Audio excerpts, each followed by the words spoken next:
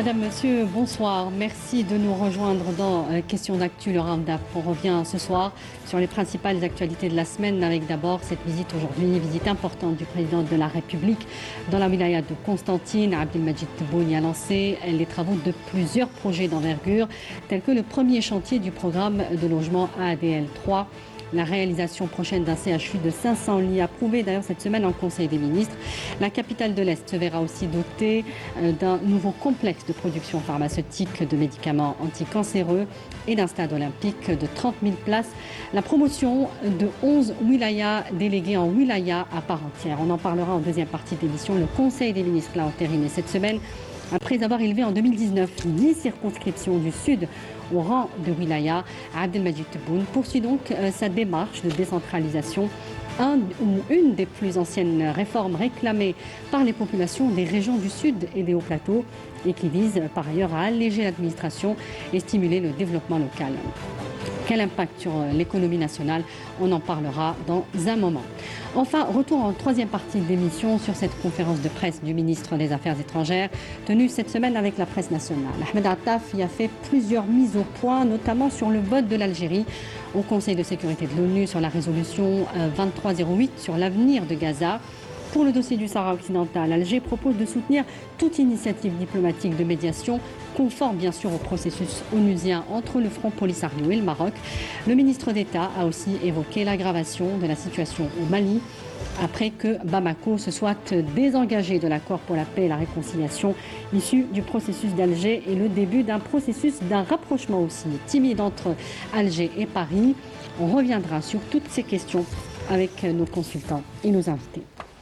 Avec nous ce soir, M. Aslan Chekhaoui, expert en géopolitique et membre du Conseil d'experts Track 2 des Nations Unies. Bonsoir, M. Chekhaoui. Bonsoir. Merci d'avoir accepté notre invitation. C'est moi qui vous remercie. M. Hicham Bab Ahmed rejoint l'équipe de Canal Algérie. Vous êtes consultant également pour Canal Algérie, consultant pour les questions économiques. Bonsoir, Hicham. Bonsoir. Merci d'être avec nous. Également, nos consultants habituels. Zine Chekhaoui, bonsoir. Bonsoir Samia. Et M. Mahmoud Kaoubi. Bonsoir à vous. Bonsoir madame. Alors on va commencer avec vous, Zine Chekhaoui. Oui. Peut-être revenir sur l'importance justement de cette visite dans la capitale de l'Est. Pourquoi ce choix selon vous? Bon, à travers cette visite, il me semble que le président de la République rappelle un peu son intérêt pour le développement local. On se rappelle lors de son arrivée au pouvoir en 2019, la première grande initiative qu'il avait lancée, c'était l'élimination des zones d'ombre. Zone d'ombre, un mot pour désigner les localités pauvres. Et je me rappelle qu'un budget d'à peu près de 400 milliards de centimes avait été dégagé justement pour essayer de faire des rééquilibrages ou des rattrapages pour certaines localités ou certaines communes. Par la suite, il avait lancé des plans complémentaires aussi au bénéfice de certaines wilayas qui accusaient justement un retard en termes de développement. Et 10 wilayas étaient concernés par les plans complémentaires en question. Il y avait Khenchela, il y avait Tismsilt. Alors ça c'est la deuxième thématique. Là nous sommes... Oui, non, c'est pour faire un peu le oui, de toute façon on va y arriver. Et donc Constantine rentre un peu dans cette logique. Bon, certaines communes de Constantine se portent bien, il y en a d'autres qui se portent moins bien. Et donc je suppose que les projets, la visite et les projets lancés sont censés justement permettre à ces communes ou à cette wilaya d'être à la hauteur des autres wilayas. Et quand on analyse un peu la nature des projets lancés, construction de stades ou d'un complexe sportif, inauguration ou le pose de la première pierre d'un hôpital. Les stades, on sait bien que le président de la République accorde une très grande importance à la jeunesse, donc c'est des complexes et des infrastructures qui vont bénéficier à la jeunesse. Complexe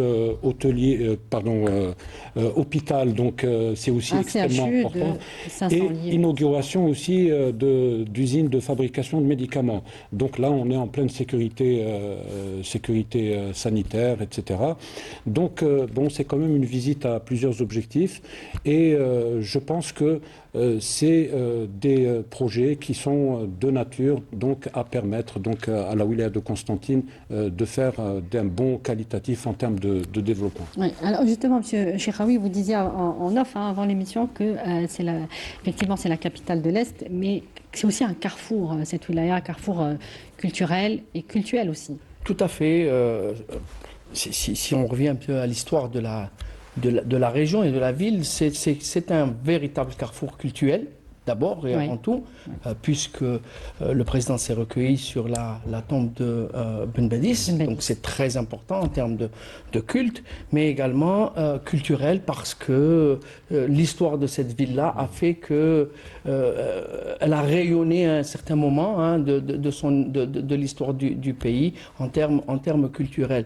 Mais effectivement, et là, la dimension sociale que Zine était en train d'évoquer depuis tout à l'heure, qui fait que on a les trois, la dimension culturelle et la dimension sociale. Et de là, on peut comprendre un peu tous ces projets-là qui sont des projets de développement, mais aussi des projets pour pouvoir soutenir les populations des zones d'ombre, donc des zones enclavées, pour ne pas dire pauvres, je dirais enclavées, et surtout que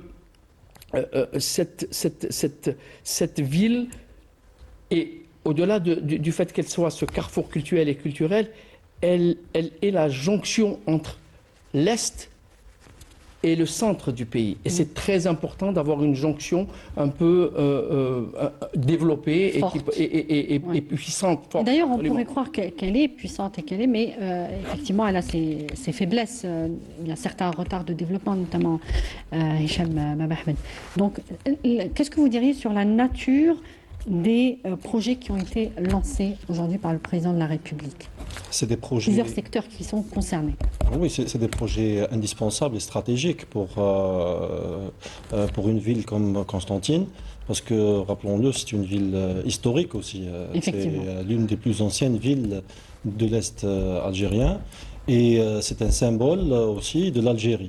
Donc, on doit réfléchir, et là, c'est une application du programme présidentiel qui est en train de s'établir.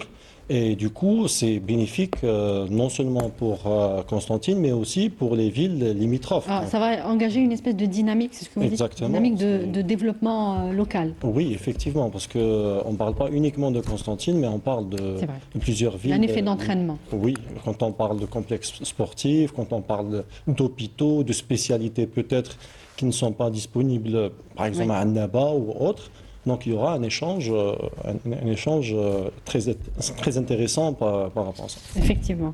Monsieur Kaoubi, si on devait faire une espèce de constat sur cette wilaya de l'Est, sur ses atouts économiques et ce que ces projets pourront apporter. Il y a l'habitat, on disait les infrastructures sportives, il y a un complexe, on a parlé d'unité de production, c'est finalement un complexe de production de médicaments anticancéreux.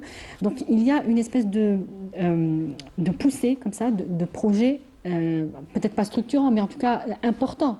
Donc, qui vont, comme le dit M. Babahmed, avoir un effet d'entraînement sur toute la région. Nécessairement. Donc, une capitale de la région Est, avec une très forte concentration humaine, avec donc un rôle important à jouer en tant que capitale, donc, en tant que locomotive qui doit tirer donc déjà symboliquement cet effort de développement.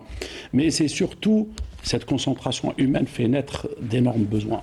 Besoins en logement, besoins en infrastructure de santé, en infrastructure d'éducation. Et donc, voyez-vous, en termes de projet le lancement du projet ADL, donc le fameux projet de 300 000 unités. Et de l'autre côté, aussi, il faut rappeler que Constantine est un pôle de l'industrie pharmaceutique. Donc, des unités assez grandes qui arrivent à émerger de mieux en mieux, que ce soit par rapport à la qualité des produits qui ne sont plus destinés uniquement au marché national, mais qui sont destinés à l'exportation, et l'inauguration de cette unité de production complexe destinée donc aux médicaments anticancéreux, ou donc en termes de famille thérapeutique, un besoin important du marché national qui reste encore couvert par de l'importation. Donc, et puis, en tant que capitale de l'Est,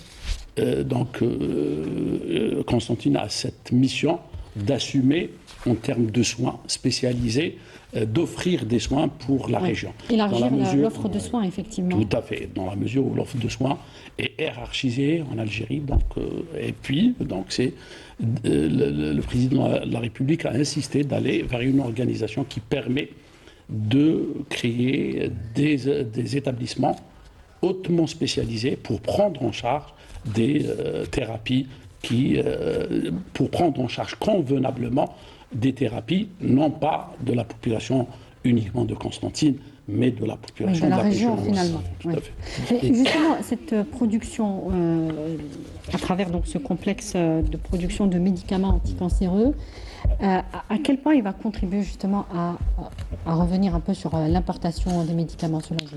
On n'a pas peut-être encore les chiffres, mais... Oui, par rapport à ça, je dirais que bon nombre d'unités de fabrication de médicaments anticancéreux sont actuellement en cours de réalisation, sachant que les processus d'entrée en production dans le domaine des établissements pharmaceutiques prend généralement entre 5 à 6 ans, entre la réalisation, les licences de mise sur le marché des médicaments, etc. Mais Constantine, il faut le rappeler, de la période du Covid, le partenariat pour la production du vaccin anti-Covid, c'était Constantine. Donc le choix n'était pas fortuit, il répondait à une capacité, à une capacité d'offre et à une maîtrise technique. Il y a 3 ou 4 grandes entreprises de médicaments.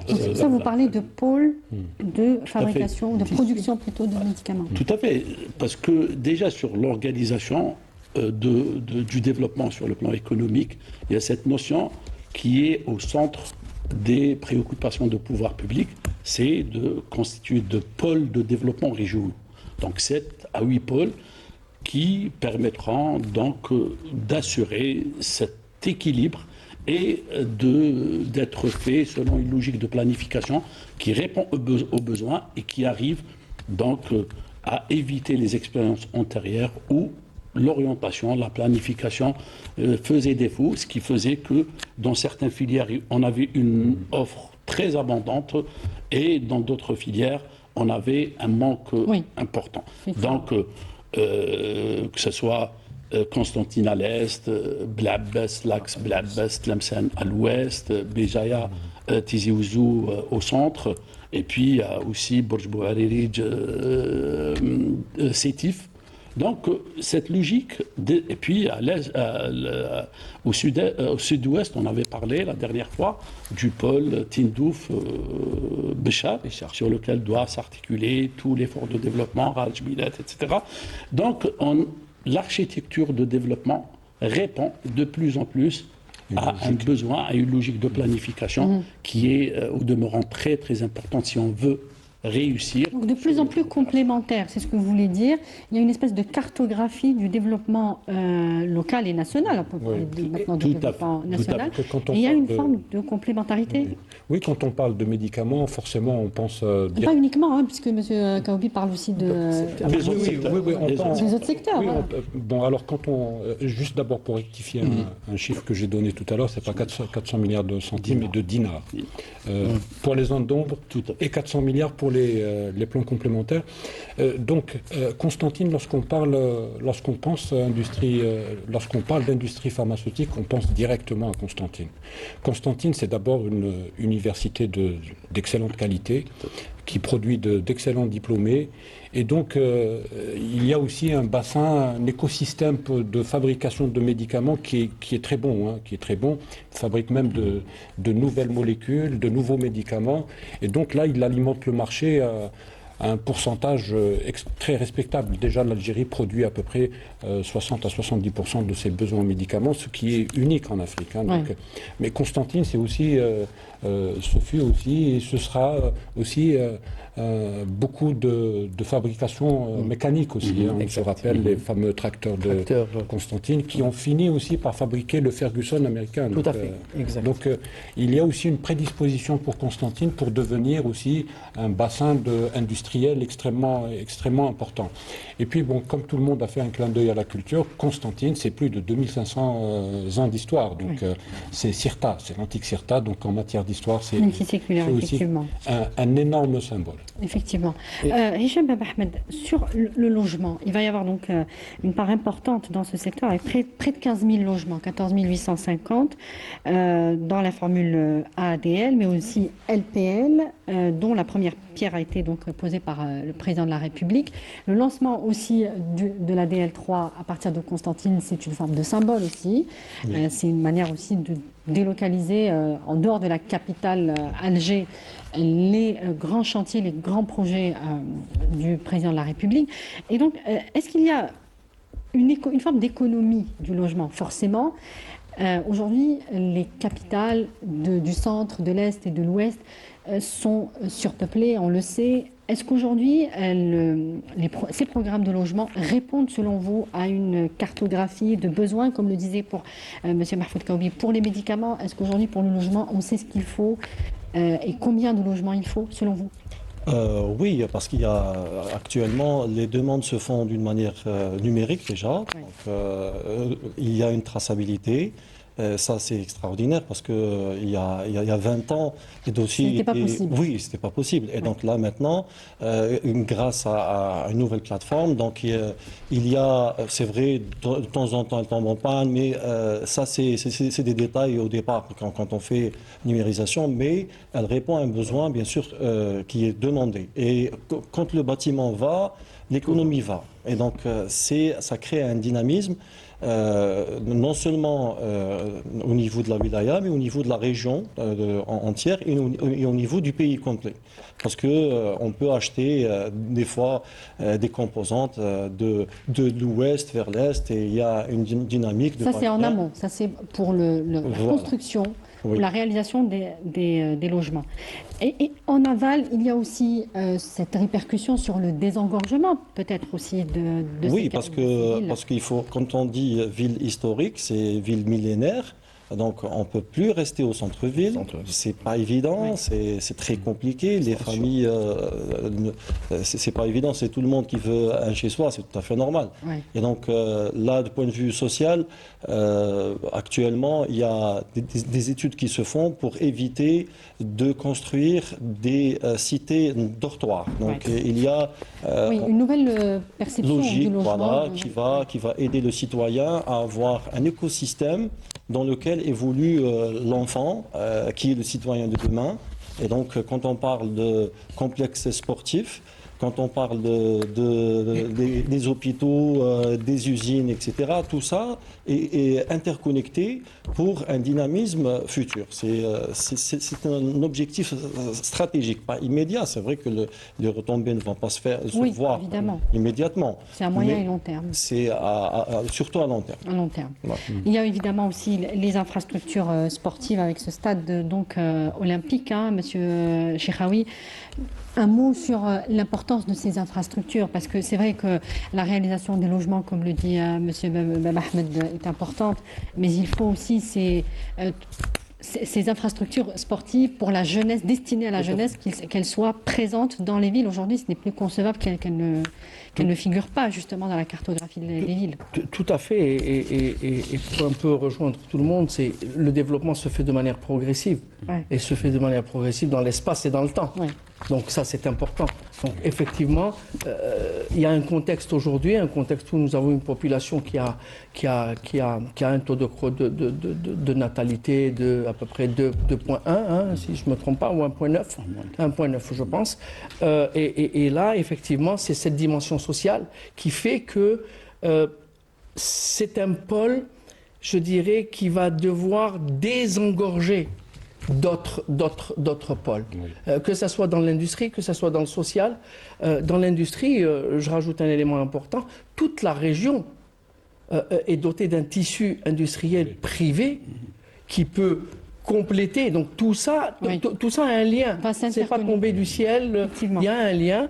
Et effectivement, encore une fois, et j'ajouterai un élément très important par rapport à la dimension jeunesse, etc., c'est qu'à partir de Constantine, le président a demandé à ce qu'il y ait la formation de spécialistes, de médecins spécialistes. Oui. Donc en fait, de faire un pôle d'excellence, je dirais, dans le domaine de la santé. Et n'oublions pas, il faut le dire aux téléspectateurs, que le coût de formation, un peu un standard, hein, le coût de formation dans le monde pour un médecin est de l'ordre de 112 000 euros par médecin, de A à Z. C'est énorme. 2 milliards. C'est absolument.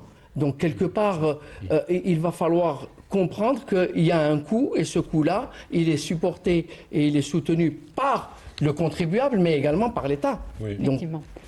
Rapidement, Zine. Oui, rapidement par rapport au sport. Par rapport au sport, oui. Bon, on construit des stades pour les jeunes, pour les clubs, etc.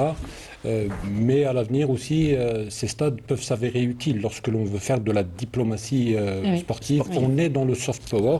Maintenant qu'on a des stades qui sont construits aux standards internationaux, on a Oran, on a Tizi Ouzou, on a Alger. Promouvoir, évidemment. Maintenant, il va falloir devenir une plaque tournante dans le domaine sportif. Il faudrait qu'on ait de grands meetings sportifs, il faudrait qu'on organise de grands événements sportifs, parce que ces grandes infrastructures, il faut aussi les rentabiliser.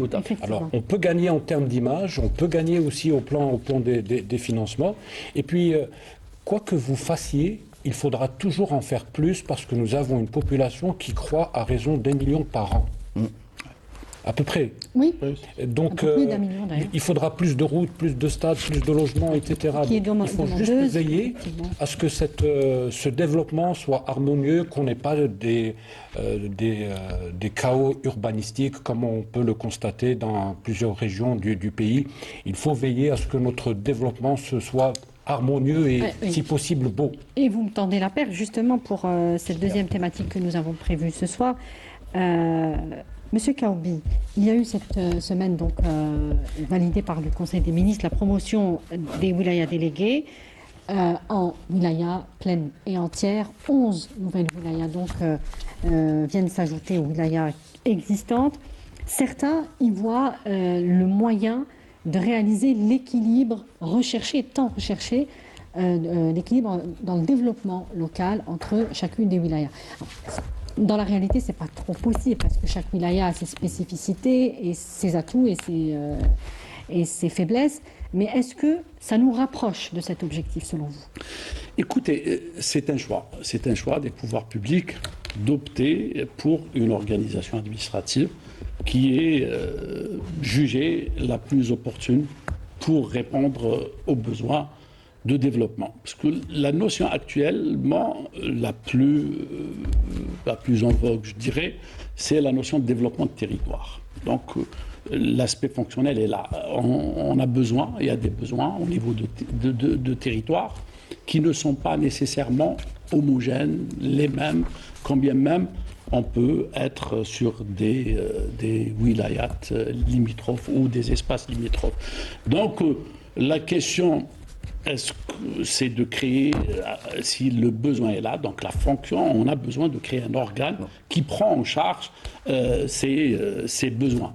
Le choix de l'Algérie a été fait donc, déjà en 1967 pour la première organisation. 74 Puis 74, la deuxième, c'est 74. Puis 84, si je ne me trompe pas. Et puis 97. Et puis on arrive à 69 wilayats. Donc, maintenant, la structure est une chose.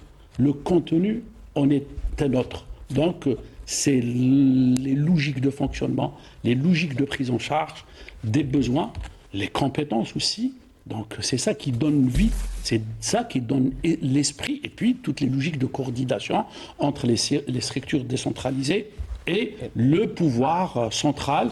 Maintenant, c'est en termes de délégation de pouvoir, en termes de logique de fonctionnement, dans la mesure où le président de la République a fait de la transformation numérique un objectif principal qui est censé décentraliser, alléger l'administration. Alors justement, surtout changer les logiques de fonctionnement. Oui, mais alors, à quoi servent concrètement, Hicham Baba Ahmed, à quoi sert cette logique finalement d'aller vers plus de wilayas si nous avons déjà la partie décentralisation, la partie numérisation qui est un processus encore en cours.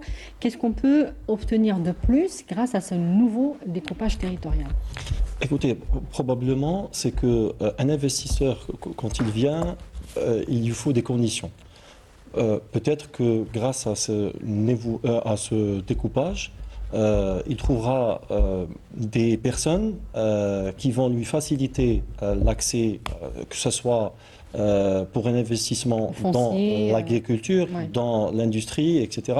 Parce qu'il faut reconnaître qu'il y a des wali, grâce à eux, les choses fonctionnent plus rapidement que par rapport à d'autres wali. Et donc, du coup, probablement que quand il y aura la bonne personne au bon endroit... Donc, moins d'intermédiaires, c'est ce que vous voulez dire? Moins d'intermédiaires et plus rapide. C'est-à-dire ils sont plus réceptifs à travers soit un investissement dans l'industrie, parce que pour lancer une industrie, il vous faut le raccordement au gaz, à l'électricité, etc. Donc, tout ça doit aller vite, parce que l'investisseur ne peut pas vous attendre 4, 5 ans, 10 ans, voire 10 ans pour lancer une industrie, parce que ça va très vite.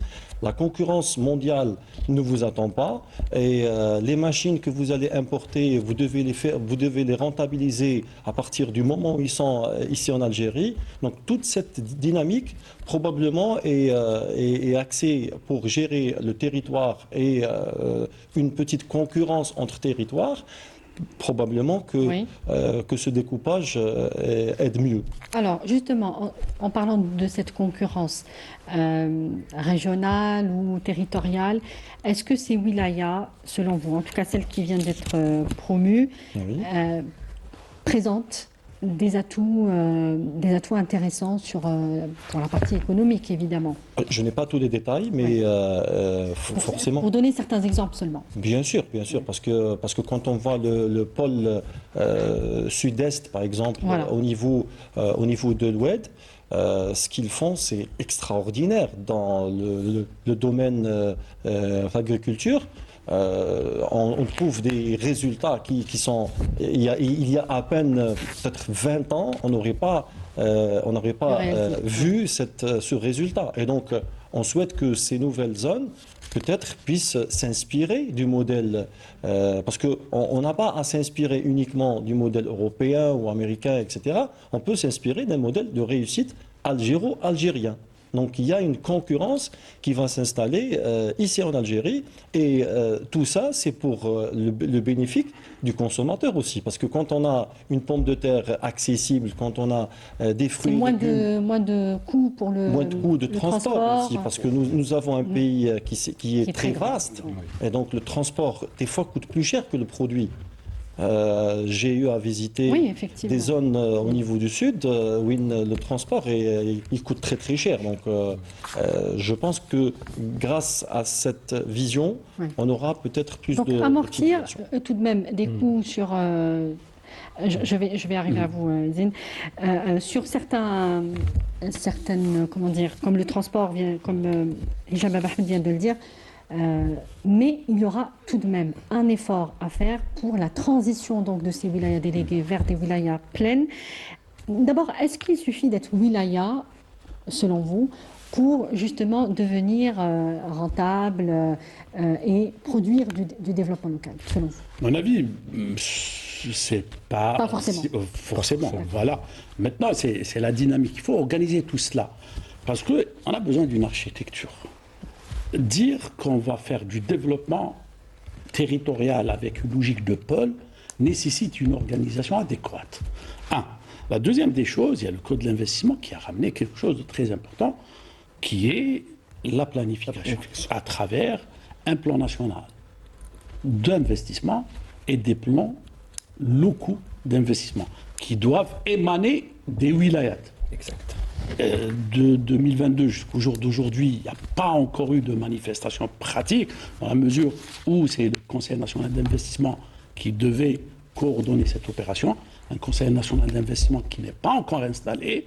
Donc c'est surtout cette synergie entre les objectifs stratégiques et les moyens déployés. C'est pour ça que je dis que le fait d'être wilaya ne suffit pas uniquement pour créer du développement. Maintenant, c'est une dynamique qui permet d'optimiser les logiques et de créer une attractivité équilibrée entre les différents objectifs, les différents territoires en termes de potentiel. Parce que la cartographie, c'est de partir avec le potentiel que recèle chaque territoire et d'affecter des ressources de manière rationnelle pour qu'il puisse y avoir de retour sur investissement. Zine parlait d'un stade avec une logique totalement différente, celle de permettre un retour sur investissement.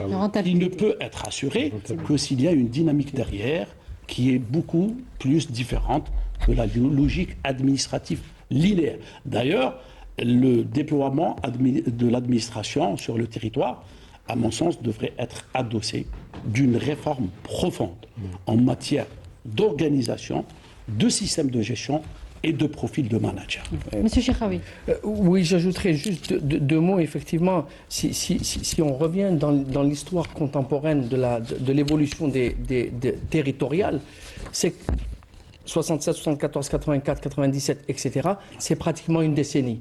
Donc la décennie est liée à la croissance de la population.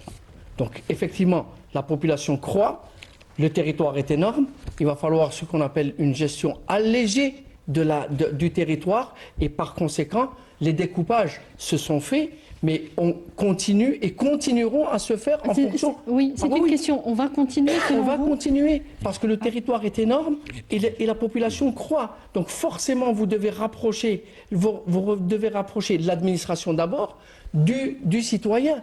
Et non pas l'inverse, ce n'est pas le citoyen qui va aller chercher son administration à des kilomètres. N'oublions pas, nous ne sommes pas dans un petit pays. Nous sommes quand même un pays qui fait 6 fois la France. Si l'administration est rapprochée par la numérisation, il reste aussi les infrastructures de ville. Absolument. Qui doivent être plus proches, les écoles. Oui. Voilà, absolument. Et c'est au Wadi aujourd'hui, ce qu'on appelle aux gestionnaires territoriaux, de promouvoir ce qu'on appelle les avantages compétitifs de chacune des wilayas pour pouvoir soit attirer l'investisseur ou attirer les populations parce qu'il va falloir il va falloir avoir une mobilité de la population et ça c'est très important aujourd'hui. Vous dites à quelqu'un d'aller au sud.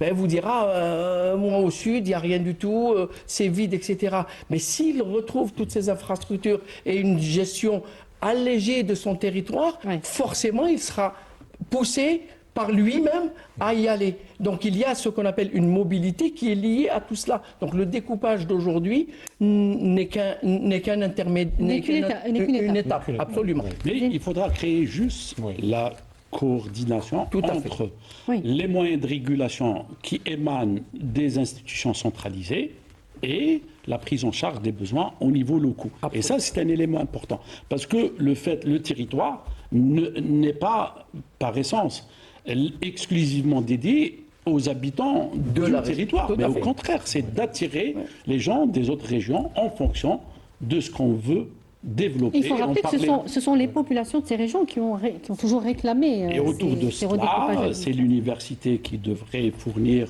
des compétences aux industries, aux activités économiques qu'on veut.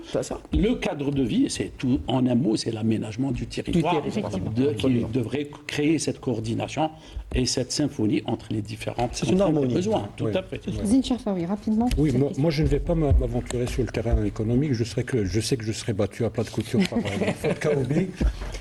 Mais moi je pense que la création de nouvelles wilayas ou de nouvelles communes peut répondre globalement à trois considérations. Considérations sociales, économiques et sécuritaires. Oui, il y a l'Algérie, c'est 2 381 000 km², c'est un continent, c'est énorme. Et il y a des wilayas, il y a des régions qui sont sous-gérées ou sous-administrées. Donc il est tout à fait nécessaire de rapprocher l'administration des citoyens pour une meilleure gestion locale. Il y a une réduction aussi des inégalités. Il y a des wilayas qui ont des hôpitaux, qui ont des universités, des stades, des routes, etc. Quand on sillonne le pays, on se rend compte aussi qu'il y a des wilayas qui sont bien moins lotis que le reste. Donc il est tout à fait nécessaire de rétablir une certaine justice, une certaine égalité. Mais comme on va essayer d'être un peu les empêcheurs de tourner en rond, mais il faut aussi maintenant dégager les ressources pour. Oui, j'allais y venir. Il y a un effort. Il y a un effort de budget, évidemment, pour créer toutes c'est bien d'améliorer l'attractivité économique des wilayas ou des régions, mais il ne faut pas aussi retomber dans le piège des communes complètement déficitaires, qui ne fonctionnent plus, qui n'ont pas de ressources. Est-ce qu'il peut y avoir une solution de ce côté-là, M. Hicham Baba Ahmed? C'est qu'on peut compter sur le privé. On le disait tout à l'heure, pour les pôles de développement, les tissus industriels privés peuvent à ce moment-là devenir à la fois des atouts et des investisseurs. Je dirais même les investissements directs étrangers, parce que le privé... Avant cela, on a nos investisseurs à nous déjà, qui sont présents dans les pôles économiques, qui peuvent aller vers maintenant des wilayas, comme vous le disiez, parler directement à des interlocuteurs qui peuvent solutionner les problèmes sur place. Exactement, il y a un potentiel extraordinaire de diplômés à travers tout le pays. Il y a des docteurs, il y a des spécialistes un peu partout en Algérie et qui sont prêts à se déplacer là où l'opportunité y est. Pour créer l'opportunité, il faut justement créer un environnement, un écosystème pour que la personne se projette, pour qu'elle se sente intégrée. Ce n'est pas un no man's land. Voilà, c'est pas pour une année ou 2 ans, il va travailler rapidement, et ça. Donc, créer les conditions. Oui, c'est normal. Et c'est tout à fait légitime pour quelqu'un, pour qu'il puisse se projeter vers l'avenir. Oui. Je vous remercie, Hicham Baba Ahmed. Je rappelle que vous êtes consultant de Canal Algérie pour les questions économiques, et on remercie aussi Mahfoud Kaoubi. Et on fera le pari on vous gardera toute l'émission la prochaine fois. Très bien, Merci, Monsieur Kaoubi. Merci à vous également. Et on passe donc à la 3e partie de notre émission, et on va être rejoint dans quelques instants par notre consultant Sami Kaidi. Et on revient, je vous disais, sur la conférence de presse du ministre des Affaires étrangères, de la communauté nationale à l'étranger et des Affaires africaines, ministre d'État. Au cours de cette conférence, Ahmed Attaf est longuement revenu sur le vote au Conseil de sécurité de l'ONU de ce qui est appelé le plan d'ensemble ou plan de paix du président américain. Sami Kaidi, vous pouvez nous rejoindre. Et je vais commencer avec vous, Zine Cherfaoui. Le ministre a insisté sur le fait qu'à défaut de traiter les causes profondes et de proposer de réelles perspectives politiques au conflit israélo-palestinien, ce plan a été finalement un plan voté pour répondre à l'urgence de la situation. On va dire bonsoir à Sami Kaidi. Bonsoir. Bonsoir. Merci d'être avec nous. Alors finalement, c'est ce qu'a dit Ahmed Attaf, c'est un plan pour répondre d'abord, même s'il n'est pas parfait, c'est répondre à l'urgence. Et on a vu que ce qu'a fait hier l'entité sioniste avec 2 massacres importants, notamment au Liban, sur le camp des réfugiés palestiniens, et à Gaza avec 33 morts. Oui, malheureusement, l'agression sioniste contre les Palestiniens se poursuit. Et justement, c'est la raison pour laquelle l'Algérie a donc soutenu cette résolution, qui est certes imparfaite, mais qui présente quand même l'avantage de prioriser un certain nombre d'actions. Et la première des actions, c'est celle qui consiste d'abord à consolider le cessez-le-feu. Donc il faut faire en sorte que justement qu'il n'y ait plus de nouvelles agressions. On le constate pratiquement, il n'y a pas un jour qui passe sans qu'on dénombre des dizaines de morts. Ce n'est pas 1, ce n'est pas 2, mais on parle de dizaines, parfois de centaines. Il faut que le massacre cesse. On n'est pas loin des 70 000 morts. On est à 69 000 morts, ce qui est déjà énorme. Selon un décompte loin d'être exhaustif. Oui, sans compter les gens qui sont encore sous les décombres. Donc on n'est pas très loin des 100 000 morts. Donc ça, c'est un génocide. Il faut appeler les choses telles qu'elles sont. Donc faire en sorte que les attaques cessent. Essayer aussi de faire rentrer les aides humanitaires en quantité suffisante, parce que là, ça rentre toujours au compte-gouttes. Nous sommes en plein hiver. Les Palestiniens vivent vivent dans des conditions des plus catastrophiques, des plus déplorables. Et enfin, cette résolution permet aussi d'ouvrir une brèche sur la reconstruction de Gaza. Il est inadmissible que les Palestiniens continuent à vivre sous les gravats, sous les décombres ou carrément dans des ruines. Justement, cette agression de l'entité sioniste pratiquement au lendemain, oui.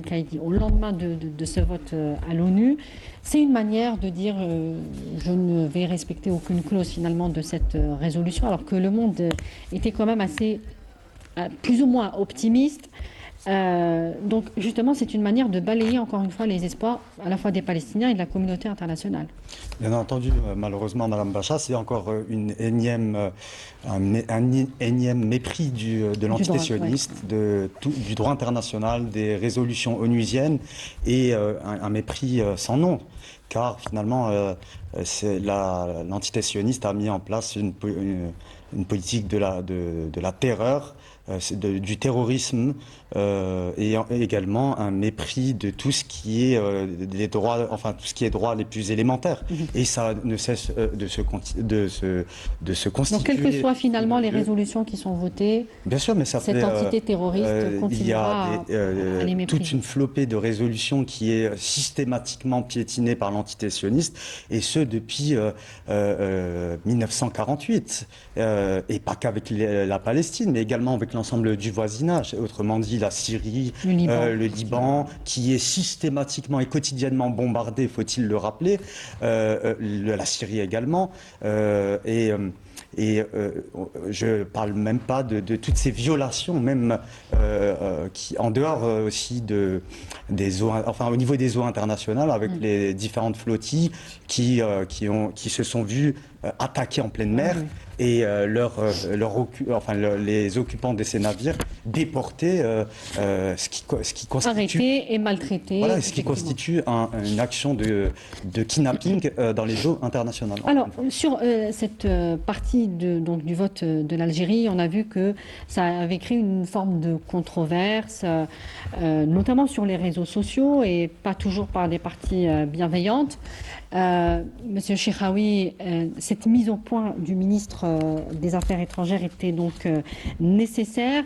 Le ministre qui a donc rappelé que l'Algérie représentait à la fois les pays arabes et l'Afrique, et elle représentait un consensus de toutes ces parties, c'est-à-dire que ce n'est pas la décision algérienne, et aussi l'approbation, voire le soutien de l'autorité palestinienne et même de la partie du Hamas qui avait accepté et validé ce plan de paix. Donc pourquoi cette controverse selon vous inutile finalement? Tout simplement, vous l'avez dit, il y a des forces malveillantes. Des détracteurs de l'Algérie qui sont là à guetter la moindre petite action pour pouvoir continuer à pousser l'Algérie et faire pression, si j'ose dire, sur l'Algérie. Il faut dire aussi que ce plan, effectivement, d'abord, l'Algérie a été un porte-voix de toute... Absolument, c'est un porte-voix. Alors, il est vrai que ce plan de paix, je vais le dire différemment, il y a beaucoup de conditions et il est au conditionnel. Donc, les deux. Donc ça veut dire quoi? Oui, il y a des parties carrément... Absolument. Ça veut dire que c'est un plan sur le long terme. Donc, par contre, ce qu'il faut noter, c'est pour ça que l'Algérie y adhère pleinement, parce qu'il y a certains principes de la doctrine algérienne ou des principes fondamentaux de l'Algérie qui se retrouvent dans ce plan. C'est-à-dire, à terme, alors, encore une fois, c'est au conditionnel, c'est long. À terme, c'est la mise en place d'un État palestinien. Ça, c'est l'élément clé de ce processus. Le deuxième élément, et Zine l'a dit tout à l'heure, c'est faire en sorte à ce qu'il y ait un cessez-le-feu durable pour permettre aux populations de pouvoir souffler et de pouvoir retourner dans leurs espaces, parce que ce sont des espaces palestiniens, encore une fois. Le troisième élément qui est très important, c'est celui du fait que l'humanitaire prend le dessus. Et l'Algérie, en tant que membre du Conseil de sécurité non permanent, avait appelé plusieurs fois à avoir des corridors et à cesser le feu. Donc aujourd'hui, par ce vote-là, elle ne fait que renforcer tous les appels qu'elle avait faits et toute sa position et sa posture vis-à-vis de cette question-là. Et aujourd'hui, qu'on le veuille ou pas, il y a un élément très important dans l'accord de paix, qui est celui de la restructuration de la gouvernance palestinienne. D'accord ? Et ça fait partie des points qui ne sont pas, malheureusement, suffisamment clairs. Absolument. Alors, ce qu'on comprend, c'est que c'est un processus finalement qui va être renégocié à chaque fois et progressivement par phase. C'est pas définitif. Absolument. Et l'Algérie a toujours été impliquée dans le rapprochement des parties intra-palestiniennes. Donc la réconciliation interpalestinienne s'est faite à Alger tout récemment, il y a une année de cela, et elle continuera à le faire. Et encore une fois, Alger veut ou souhaite faire partie des pays qui contribueront à la construction de Gaza. Et ça, c'est un élément important. Donc, effectivement, aujourd'hui, il y a ce plan qui, encore une fois, je le dis, il est au conditionnel et conditionné, mais l'Algérie va continuer à le promouvoir pour pouvoir le développer avec le temps. Non, je voulais juste il y a des gens qui essayent de faire dire à la résolution ce qu'elle ne dit pas. Exact. C'est pas nouveau d'ailleurs. Et les attaques, on peut simplifier un peu la question, c'est que certains accusent l'Algérie de renier son engagement en faveur des Palestiniens. Pas du tout. Alors, s'il y a bien un pays qui peut être fier de sa position concernant la Palestine. Et indéfectible. Indéfectible. Donc, et pas que la Palestine d'ailleurs. Là, c'est vraiment pas juste en général. C'est vraiment pas un argument qui tient. Alors, la résolution adoptée n'est ni un reniement, ni une normalisation. Qu'on s'entende, c'est une résolution qui répond à une urgence. Mais il faut que les gens comprennent aussi, on est un peu... les gens ont l'impression qu'ils vivent hors temps. Le droit n'est pas la justice. Le Conseil de sécurité représente le droit international. Le droit international, c'est le résultat d'un rapport de force. Autant le droit international est le résultat d'un rapport de force, cette résolution aussi est le résultat d'un rapport de force. C'est tout ce qui a été possible d'obtenir maintenant, effectivement, et dans les conditions géopolitiques que nous connaissons aujourd'hui. Voilà. La lutte n'est pas terminée. Tout à fait. Mais pas du tout. On le voit d'ailleurs à travers cette résolution. Sami Kaïdi, justement, sur ce point précis, Ahmed Attaf a justement affirmé que les amendements qui ont été apportés par l'Algérie dans cette résolution sont extrêmement importants et ils avaient pour objectif justement de finalement garantir les fondements de la cause palestinienne. Il fallait déjà au moins sauver ça, et c'est l'Algérie qui les a apportés au cours des négociations sur cette résolution.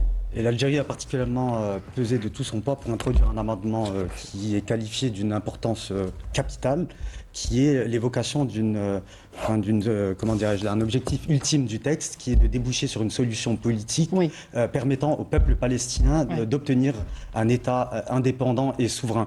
Et donc là, c'est un point déterminant. D'ailleurs, ce point-là a fait sortir de ses gonds l'antité-sioniste, et ce qui explique aussi cette fuite en avant de ces dernières 48 heures.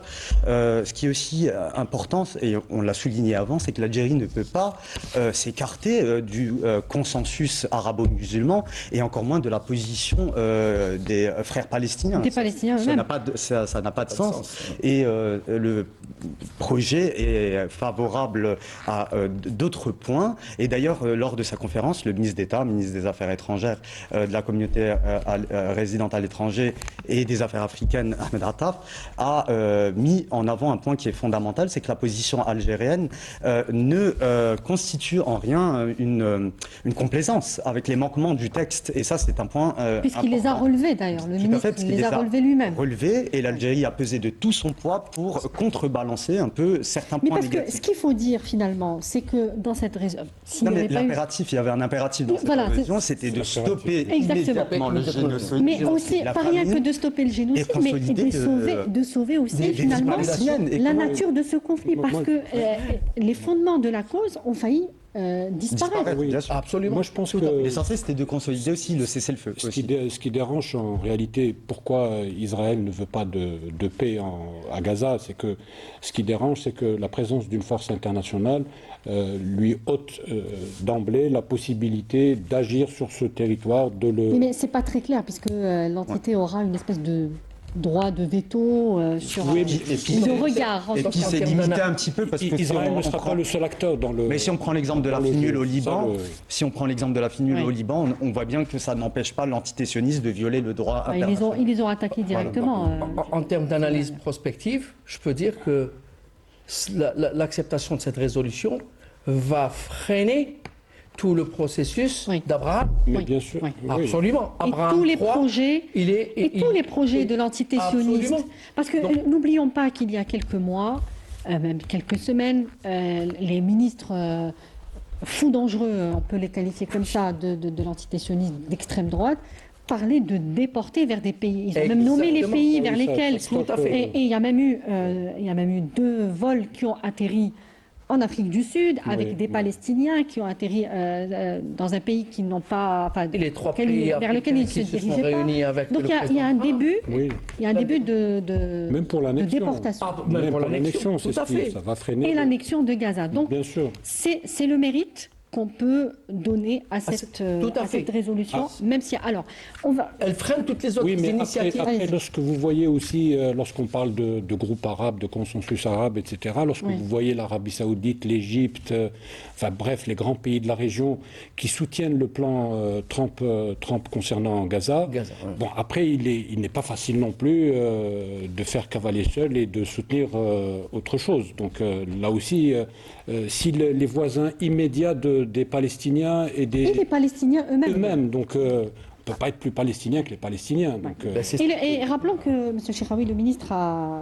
des Affaires étrangères, a précisé que cette résolution donnait aussi, alors on va interpréter ce qu'il a dit, on va essayer de le faire en tout cas, de donner une dimension globale et internationale au sommet de Sharm el-Sheikh. C'est-à-dire que cette résolution concerne finalement la communauté internationale et non plus que les pays de la région et les États-Unis. Tout à fait. Et c'est ça un des éléments clés, effectivement, c'est de rendre, c'est encore une fois de permettre au dossier palestinien de continuer à exister. Parce recentraliser. Absolument. S'il n'existe pas, et en fait, l'entité sioniste avait pour objectif de faire disparaître de la scène internationale, de la communauté internationale, le dossier palestinien. Et en fait, l'Algérie, elle est dans son rôle. Et pourquoi elle est dans son rôle? Parce qu'elle a toujours opté pour la résolution de conflits par la voie politique et pacifique, et non pas par la voie militaire. Et donc, il n'y avait pas d'autre pays qui pouvait apporter un plan. Ce sont les États-Unis d'Amérique. Il ne peut pas. Ce sont les États-Unis d'Amérique, méga puissance, qui pouvaient, à la limite, apporter quelque chose sur la table où tout le monde pouvait s'aligner. Et donc la globalisation du dossier est un élément clé pour le devenir futur à terme. Et quelque part, c'est une manière pour les États-Unis, en tout cas, c'est ce que je pense personnellement, c'est d'arrêter les desseins aussi de cette entité sioniste, même s'ils les soutiennent politiquement, diplomatiquement et financièrement. Parce qu'il y a des intérêts. C'est une manière de dire stop. D'abord et avant tout. Oui, mais c'est une manière de dire stop, parce que finalement, il y a un génocide. Et tout cela, il va falloir... Donc c'est d'une pierre plusieurs coups. Oui, voilà. Mais on assiste... Rapidement. On est dans un cadre de Pax Americana. Tout à fait. Il y a quelques années, on était sur un début de retrait des États-Unis de la région. Là, on est dans un retour des États-Unis dans la région. Avec un smart power. et non, avec un smart power et non pas un soft power. Oui, donc bon, on est dans un... Après 2 années de massacre, quand même. Non, mais je parle des États-Unis. Hein. Oui, mais ils reviennent dans la région avec un... Si les Israéliens l'ont fait, c'est que les Américains l'ont laissé faire aussi. Mais une chose est sûre, c'est que les F-35 qui vont être vendus aux Saoudiens, etc., c'est qu'on revient sur la domination américaine dans la région.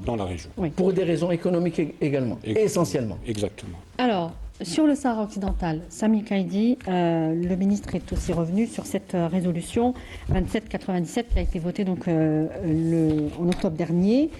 Quels sont pour vous les points clés que le ministre a relevés? Parce qu'il faut préciser que cette résolution a été considérée, du moins déjà par les parties concernées et leurs alliés, je parle du Maroc évidemment, comme une victoire diplomatique et comme la reconnaissance de la souveraineté. On le voit à travers les médias marocains dire que cette résolution reconnaît, alors que le mot souveraineté n'existe pas dans la résolution, pour être précis. Et d'ailleurs, il n'y a que la France qui en a parlé. Et donc, il faut peut-être replacer les choses dans leur contexte. Cette résolution, qu'est-ce qu'elle dit selon vous? Alors tout d'abord, ce qu'a dit le ministre. Contrairement à la rengaine marocaine, vous voyez ce vieux disque qui est rayé et mis en boucle remis en boucle par le régime colonial marocain. Eh bien, contrairement à cela, le dossier n'est pas clos, car la résolution a contribué finalement à préserver les paramètres fondamentaux du règlement du conflit, dans la mesure où la résolution est claire. Aucune solution ne peut être apportée à la crise sans le consentement du peuple sahraoui et de son unique représentant, son unique et légitime représentant qui est le Front Polisario. Donc les choses sont claires. Par ailleurs, il y a plusieurs acquis adoptés dans cette résolution qui ne sont autres que la prorogation du mandat de la MINURSO. Et je vous rappelle que dans MINURSO, il y a R comme pour référendum. Voilà. Donc prorogation d'1 an, alors que les Marocains tablaient sur 3 mois. Il y a au paragraphe 3, le paragraphe 3 de la résolution stipule clairement que le Front Polisario est appelé à apporter des propositions, que la solution aussi, il n'y a pas de solution, la solution sera apportée suite à des négociations directes entre les deux parties en conflit, en l'occurrence les Marocains et le Front Polisario. Autre point aussi... Non plus le principe, comme on a pu le connaître par le passé, des tables rondes. Exactement.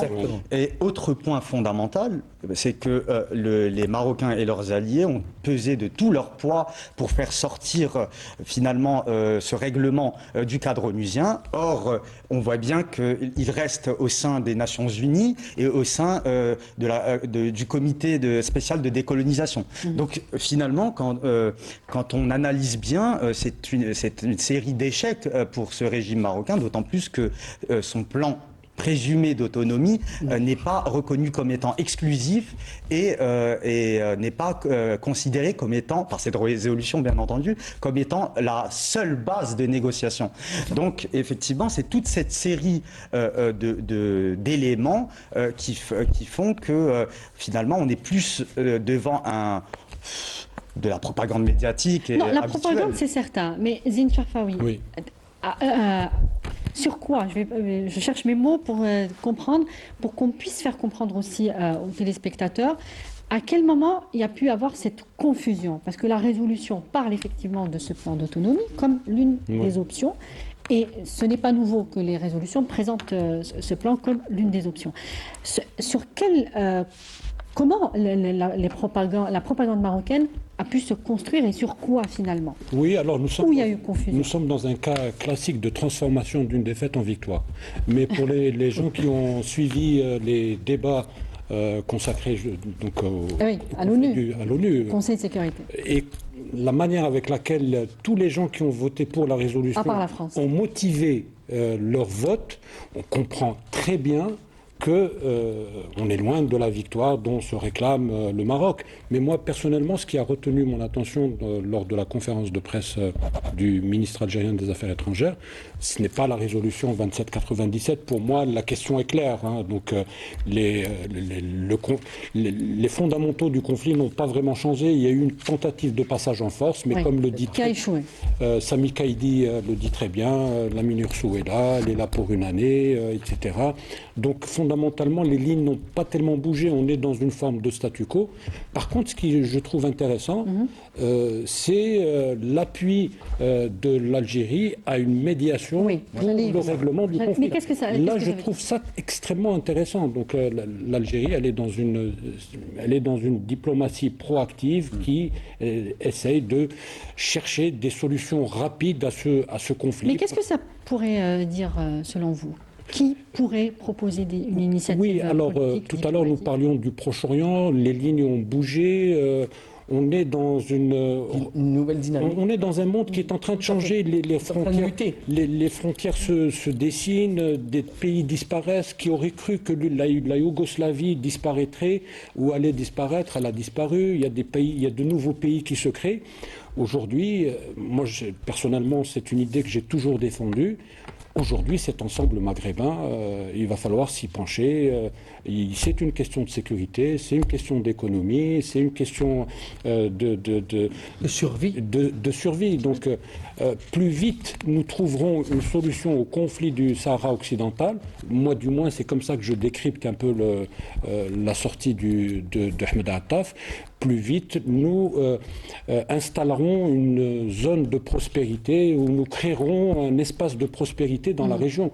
À mon avis, moi je pense que c'est l'urgence des urgences. Toutefois, l'Algérie déclare qu'elle ne ménagera aucun effort à cette initiative de médiation si et seulement si elle s'inscrit dans un cadre onusien bien sûr. et que sous l'égide des Nations Unies et si la solution est juste, définitive et durable. Et mutuellement acceptée. Voilà. Et la voix doit revenir au peuple palestinien. Oui, mais là, il y a une main tendue que je trouve extrêmement intéressante. J'ai dit palestinien, excusez-moi, Sahraoui. C'est pareil, parce qu'on voit qu'il y a une forme de dynamique coloniale. Parallèle, complètement parallèle, les mêmes méthodes, les mêmes passages en force contre le droit international, pratiquement au même moment. Absolument. Et ce qu'il faut noter aussi, parce qu'il y a beaucoup de confusion entretenue. Oui. L'Algérie n'est pas partie prenante du conflit. Oui. Ça, c'est très important et on ne cessera pas de le répéter. N'a jamais été partie prenante. C'est un conflit, c'est une crise d'intensité moyenne qui est à ses frontières. Donc, mais n'est pas partie prenante. D'où la nécessité de voir cette initiative de l'Algérie de soutenir toute médiation, d'accord, ou de dialogue, parce qu'en fait, encore une fois, nous sommes dans la logique de résolution de conflits par le dialogue, par la dimension politique et non pas par... Et effectivement, vous l'avez dit tout à l'heure, on en a marre pour être direct, des séminaires, des rencontres un peu bizarres, d'accord. Mais aujourd'hui, non. Aujourd'hui, nous sommes dans une logique où il faut mettre les deux belligérants autour de la table et de voir comment ça pourrait évoluer. Et l'élément clé, c'est que nous sommes toujours dans cette posture ou dans cette position où il n'y a pas ou que c'est l'une des solutions. Vous l'avez dit, c'est l'une des solutions, mais ce n'est pas la solution unique. Le plan marocain n'est pas la solution unique. Et ça, c'est un élément clé et fondamental de cette résolution. On va un petit peu avancer, Zine, parce qu'il nous reste... Oui, alors la finalité, c'est un espace maghrébin à construire. Oui. Et surtout, lorsque vous ne réglez pas vous-même votre problème, d'autres s'en chargeront. Il faut éviter cette... Et des acteurs de puissance hors régionaux qui vont s'en charger. On va passer au Mali, puisque le ministre des Affaires étrangères a aussi abordé les relations avec le Mali. Et finalement, il a rappelé une nouvelle fois qu'Alger maintenait sa politique de la main tendue envers son voisin malien, même si les relations entre nos deux pays ne sont pas au beau fixe. Et parce que, dit-il, nous avons un destin commun et que la situation est extrêmement grave au Mali et va impacter l'ensemble de Sami Kaidi, l'ensemble de la région. Et le ministre a rappelé que finalement la seule solution visible et logique pour les Maliens, c'est de revenir au processus, aux accords d'Alger, qui ont été déboutés par la junte au pouvoir. Tout à fait, car pour l'Algérie, seule la solution politique peut prévaloir et aucunement la solution militaire. Et d'ailleurs, la situation dramatique au Mali confirme malheureusement les avertissements. Oui, il y a 2 ans. Voilà, de l'Algérie il y a 2 ans. Lorsque, vous vous en souvenez tous, Bamako avait unilatéralement décidé de se retirer des accords d'Alger. La solution à la crise ne peut être que par le dialogue. Et pour cela, l'Algérie tend une nouvelle fois sa main à l'adresse des autorités de Bamako.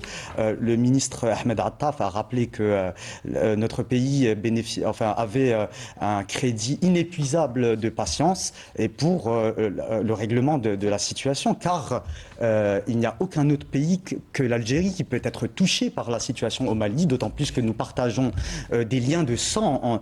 La ville de Tinzaouaten est découpée en 2. Il y a une partie au Mali, une partie en Algérie. Et il y a des mariages en commun entre les 2 côtés de la frontière.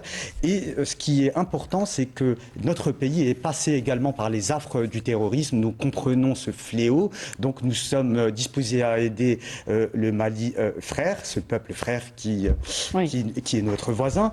Et pour cela, il faut insister sur un point, c'est qu'il n'y a pas d'autre pays à l'instar de l'Algérie, qui défend inconditionnellement l'unité territoriale du Mali. Alors justement, ce point-là, le ministre en a parlé à plusieurs reprises. Il parle d'un Mali qui ne doit pas être divisé, qui ne doit pas être amputé. Il a parlé d'amputation, qui doit rester uni.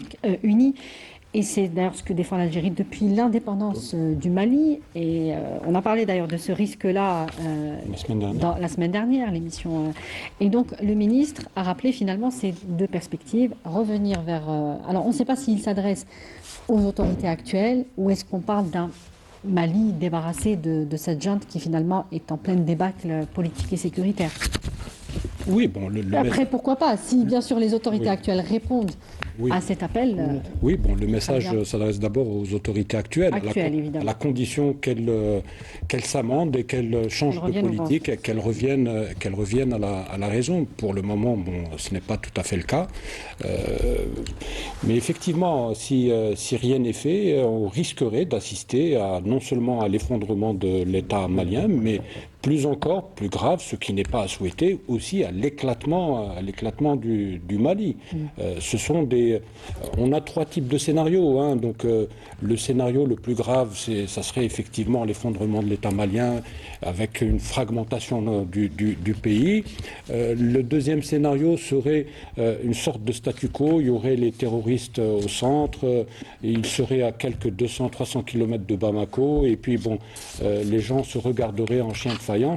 Et le scénario le plus optimiste serait que la junte reprenne le dessus sur les groupes terroristes, ce qui est très très difficile.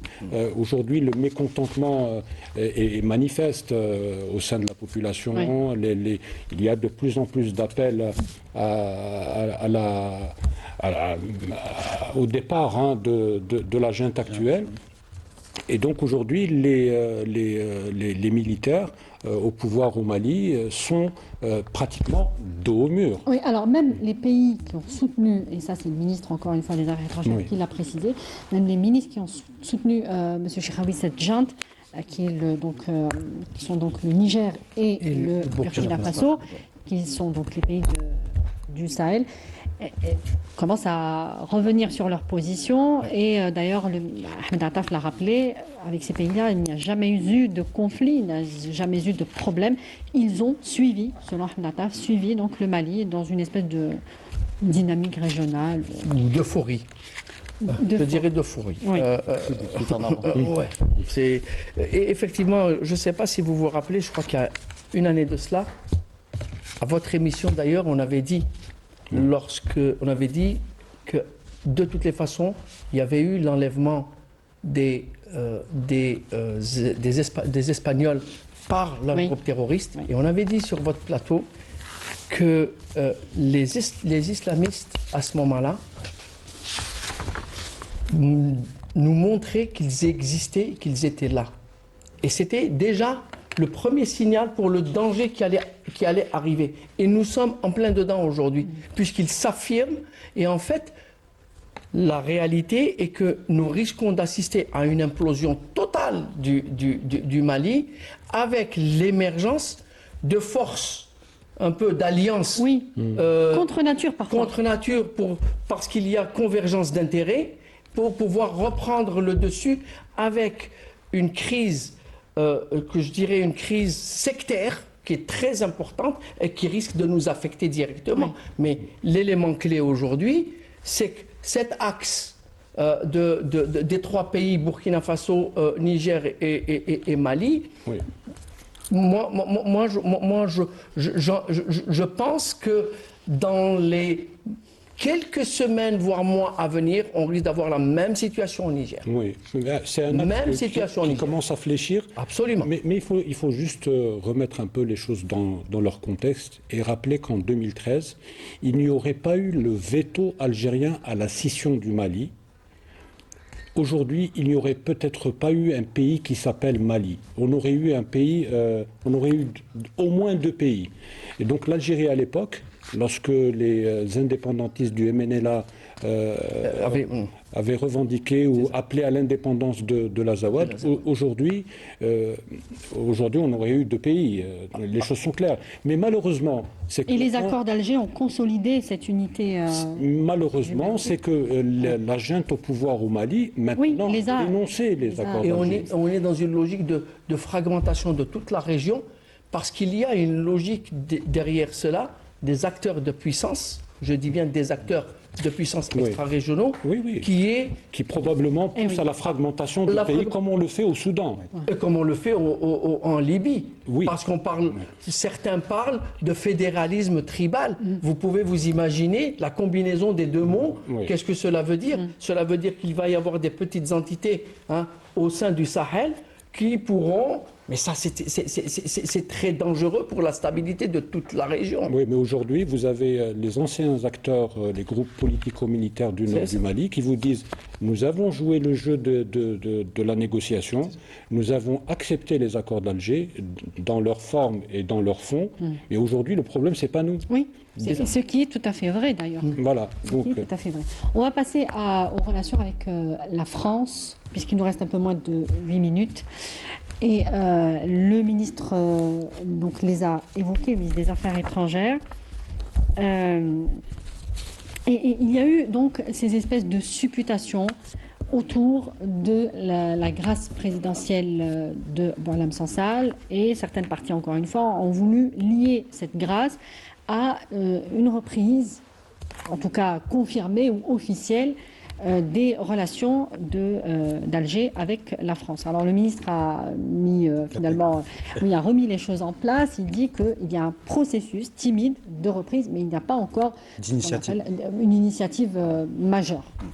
Mais bien qu'il n'y ait pas d'initiative, le ministre des Affaires étrangères a reconnu qu'il y avait une reprise des contacts qui est bien antérieure à la décision humanitaire prise par le président de la République, Abdelmajid Tebboune, de gracier donc Boualem Sansal. Ce qui est extrêmement intéressant, c'est que le ministre Attaf a expliqué cette démarche en disant que les relations bilatérales avec la France étaient beaucoup plus importantes que ce personnage. Et d'ailleurs, il a, à l'adresse des journalistes venus nombreux pour la conférence de presse, il avait demandé de ne pas accorder à cet individu plus d'importance que finalement ce qu'il méritait. Et donc, finalement, effectivement, il y a un processus timide, des visites sont prévues, on parle d'une visite du ministre des Affaires étrangères, de l'Intérieur français, donc M. Nunez, à Alger dans les prochaines semaines. Il n'y a pas de date. Il n'y a pas de date exactement, mais on constate quand même un dégel, mais qui est largement antérieur à cette décision. Alors, est-ce que vous pensez, M. Chiraoui, que les relations algéro-françaises, maintenant qu'on sait qu'il y a un début de reprise, une forme de dégel, comme le dit Sami Kaïdi, est-ce qu'elles pourraient reprendre sur de nouvelles bases après cette crise majeure quand même? On a connu des crises avec ce pays, mais pas de cette dimension. Tout à fait. Et en fait, cette fois-ci, nous avons assisté à une crise, comme vous l'avez bien dit, majeure. Pourquoi? Parce que les crises ont été récurrentes, etc. Mais aujourd'hui, nous avons assisté à quoi? À une crise de confiance. Vraiment une crise de confiance entre la France et l'Algérie. Il y a une rupture de confiance. Il y a une rupture de confiance. Il y avait de la mauvaise foi, il y avait beaucoup d'éléments qui ont interféré dans cette... Mais il y a les rancœurs. Oui, au premier lieu, finalement. Tout ça existe. Mais aujourd'hui, c'est une crise de confiance à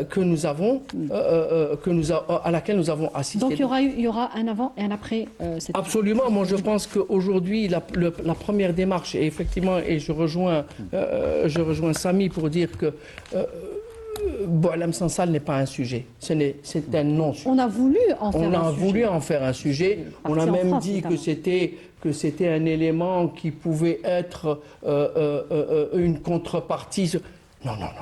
Non. Pas du tout. Ce n'est pas un sujet. Pour moi, ce n'est pas un sujet. Et maintenant qu'il est gracié, on peut passer à autre chose. On va passer à autre chose. Et la grande question, c'est que ça va être progressif. Pourquoi? Parce qu'il faut recouvrer la confiance. Oui.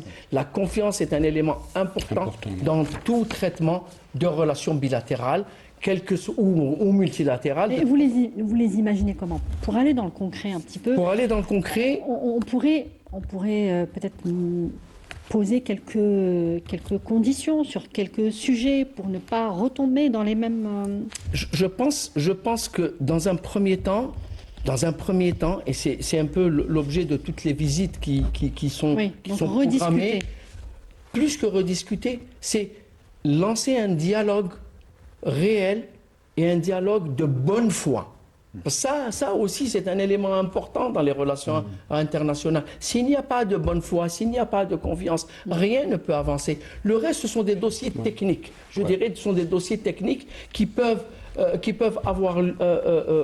être traités par les différents spécialistes des différents départements ministériels. Mais l'élément clé, c'est recouvrer la confiance et surtout le dialogue, et un dialogue de bonne foi pour pouvoir avancer progressivement. C'est le temps long, encore une fois. En politique, c'est toujours le temps long. Il n'y a pas de temps court en politique ou en relations internationales. Et par conséquent, la première étape, et c'est un peu ça l'objet des différentes visites et des différents échanges, c'est encore une fois de dialoguer, absolument, de dialoguer et de mettre tout à plat. Alors, et de reconsidérer cette relation sur de nouvelles bases avec le nouveau contexte. Il nous reste 3 minutes, Zine, pour vraiment terminer là-dessus. On pourrait avoir une nouvelle relation finalement avec ce pays et éviter peut-être barrer la route à ces partis. Oui, ces détracteurs qui ont une rancœur coloniale du passé, etc. et repartir vers de nouvelles bases. Oui, moi je pense que les conditions du succès consistent à arrêter de faire de l'Algérie un enjeu électoral, un enjeu politique en France. L'Algérie n'est pas un sujet, même si beaucoup le pensent, mais l'Algérie n'est pas un sujet de politique intérieure en France. Donc je pense que c'est l'une des conditions pour que justement reconstruire la confiance dont vous parlez. Après, il est important que deux grands pays comme l'Algérie et la France se reparlent parce que il y a des enjeux, il y a des intérêts communs, et le premier de ces intérêts, je pense que vous allez être d'accord avec moi, d'abord il y a beaucoup de dossiers il y a des dossiers sur lesquels les gens s'entendent d'emblée, c'est les dossiers sécuritaires par exemple, ensuite c'est les dossiers économiques, il y a la mobilité. Le plus gros de la diaspora algérienne se trouve en France, donc nous avons aussi intérêt à ce qu'on reparle avec ce pays.